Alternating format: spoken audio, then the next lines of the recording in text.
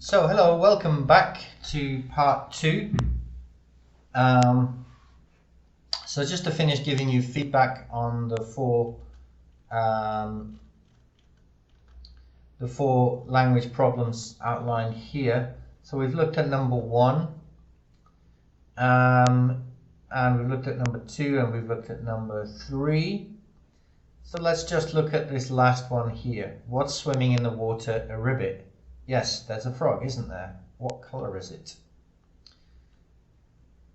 So the first one was pragmatics, then we had a syntax problem. The third one was a phonological problem to do with the sounds again, the order of the sounds.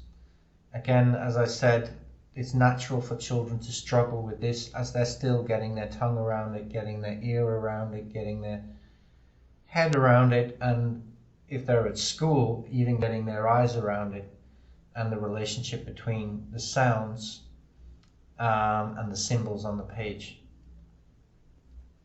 So the final example, this is a semantic problem. The child associates the sound of the frog with the frog itself. And I have to confess that this might be my fault because I used to read with my daughter. And this is an example of her language error. Because when I read with her, I would point at the frog and say ribbit. And then my daughter would say ribbit. So she's obviously again, or the child, because this is a common problem, that the children will say meow meow or moo cow or woof to signify the animal by making the sound, that they're still figuring out the semantics. They're still figuring out what is that green thing, that green slimy thing. It's a frog, yeah? So as practitioners, we need to be careful how we talk about things, and we need to expect that children may pick up certain messages from us by the way we talk about things. So if we keep calling things a ribbit or a moo cow or a meow meow, then children are going to start saying moo cow instead of cow, which may or may not be a problem. I think later in life they're obviously going to realize that it's not moo cow, it's cow. This is another example of a semantic problem, and it's an interesting short film. I'm not going to play it here, but you can find it at the following link. And I'll set it up now. The question there is, what semantic problem does the child in the film have? Okay. And how does the mother try to resolve this semantic problem? How successful is she? And I'll set this up by saying that the child asks the mother, "Mummy, what's a virgin?" So with that in mind, are you curious to watch the video now to see how the mother answers that question? But it's all about a semantic problem, so you can watch the video and maybe have a laugh at the outcome. So by now it should be clear that we have these 4 components of language: syntax, phonology, pragmatics, and semantics. And that's just one way of cutting up the cake. That's one way of analyzing language. We could also look at morphology, which is another aspect. But I think we know by now that language is complex. So given this complexity, how do children learn to speak correctly? And there are different theories which try to account for how children learn to speak, for their language development. And these can be broadly categorized into behavioral and social cognitive learning theory, interactionist theories, and nativist theories. And it might help to again think about your own views on how children learn a language. So how do you think children learn a language? Do you think they learn a language through imitation? So they hear a sound and they just repeat it? They hear somebody say something and they just repeat it? Or do they learn language through a process of positive reinforcement of correct utterances and negative reinforcement of deviant utterances? So in other words, if they would say ribbit instead of frog, there would be no positive reinforcement. There would be negative reinforcement.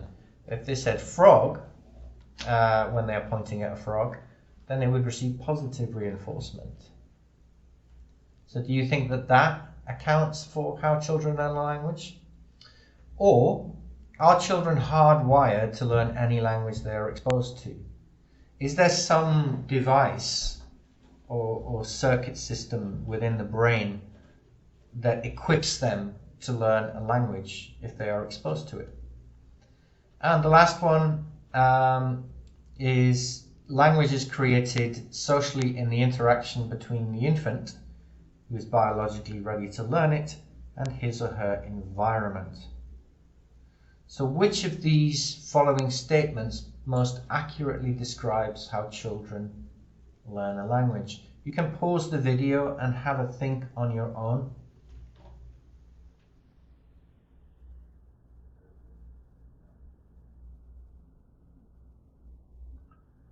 So, there's not really a right answer to this question. There are just different theoretical perspectives. But those theoretical perspectives are supported by research, and that research does indicate how children learn language. But we should bear in mind that this is a black box. We can't open the brain and see exactly what's going on there, and exactly which part of the brain accounts for syntax, or which part of the brain accounts for phonological awareness, and how that develops over time. We're starting to learn about this, but at the moment we still don't know exactly what is going on. But we have some indications. So children learn a language through imitation. This is one of the following theoretical perspectives. Is it nativism, behaviorism, social cognitive learning theory, or interactionism? And I've listed the key thinkers behind each of these approaches: Chomsky, Skinner, Bandura, and Vygotsky. Or do they learn, children learn language through a process of positive reinforcement?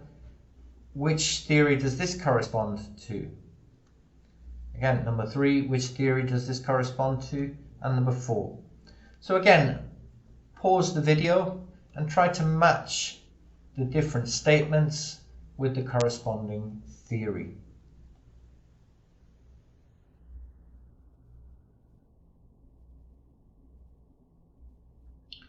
So, children learn language through imitation. This is closest to social cognitive learning theory. They learn through a process of positive reinforcement and negative reinforcement. Hopefully you guessed behaviorism, but don't worry if you didn't. Children are hardwired to learn any language. This is known as nativism. And language is created socially in the interaction between the infant and his or her environment. This is interactionism. So, some key points about behaviorism or social cognitive learning theory, which I put together just in the interest of time and because there are similarities between these two perspectives. One key point is that the more mothers respond to their baby's vocalizations, the sooner their babies develop language. So this highlights the importance of positive reinforcement, which is a behaviorist idea. So positive reinforcement does play a role in language acquisition of children, in language development. If they were getting no positive reinforcement, they would have no idea if their utterances were appropriate or not. children do learn some things through imitation. I've given another example here of my daughter who, when she would want ice cream, she would say, "Luna wants ice cream." And again, I think I may be responsible for this because I used to refer to my daughter in the third person. I don't know why, it just developed. I would say, "Luna wants this," or "Luna wants that," instead of "do you want." Maybe it was to help her recognize that her name was Luna, I don't know. But again, children do imitate a lot of what they hear. So this speaks to behaviorist theory and highlights the importance of the quality of input. But children will imitate a lot, but they can also produce sentences that they have never heard. For example, "Daddy goed to the shops," or "the cats eated the mouses." So if they can produce things that they've never heard, and we can think of a whole variety of phrases that the children will come out with that we've never heard before, and we're just flabbergasted by. So behaviorist theory doesn't account for those kinds of utterances. It only accounts for the utterances that students have repeated or imitation. So while there is some imitation, while there is some positive reinforcement in the process of learning a language, there is also experimentation and the production of new utterances. And this theory, behaviorism, doesn't explain why it gets more difficult to learn language as we get older. Put an adult in any context where they are not familiar with the language, and it can take them years to learn the language, and they may never become truly fluent in it. Put a child in a context where they don't speak the language, and within a couple of years, they're usually quite fluent, depending on the level of exposure. So how do we account for this? Behaviorism doesn't account for this. Behaviorism says, well, we learn through imitation. So how is it different for adults as opposed to children?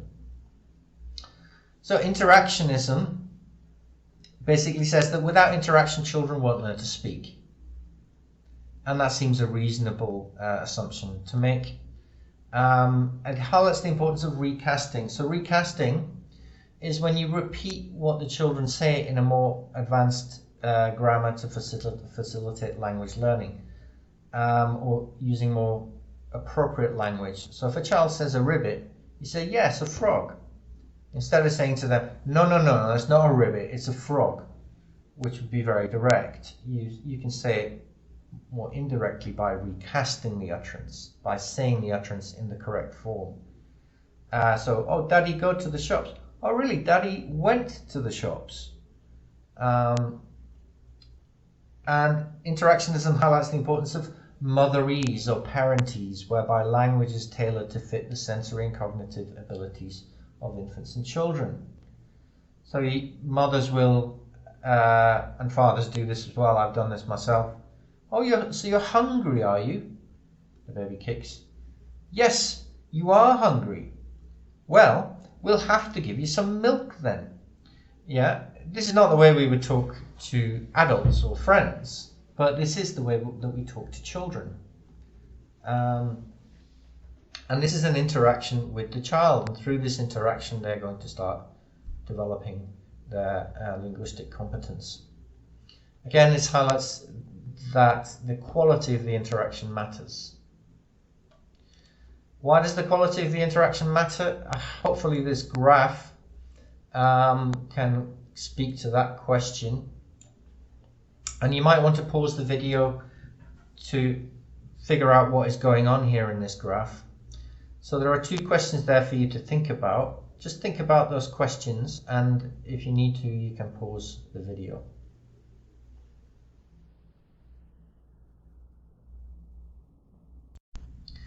And I'm afraid that's all we have time for in this part. One more part will follow, part 3. Thank you for your patience, and see you in part 3.